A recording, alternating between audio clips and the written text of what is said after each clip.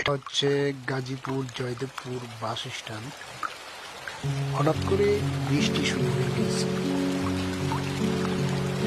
রাস্তার মাঝে ভাই বোঝাই যাচ্ছে না যে রাস্তা আসলে রাস্তা কোনটা, রাস্তায় খুঁজে পাওয়াই মুশকিল। দেখেন বাইকগুলো ডুবে গেছে। রাস্তা কমপক্ষে কাকের কাছ থেকে নিচে 2.5 ফুট নিচে, রাস্তার পানি লেভেল হয়ে গেছে, বুঝতে পারবেন না। মার্কেটের ভিতরে পানি চলে আসতেছে। মানুষ এদের কেনাকাটা করতে এসে অনেক ভয়াবহ পরিস্থিতির সম্মুখীন হয়ে গেছে। তাকে মানুষ কোনোভাবে আশ্রয় নিয়েছে। আকাশে অনেক বিদ্যুৎ চমকাচ্ছে, সাথে বজ্রপাত, ঘন ঘন বজ্রপাত আসছে।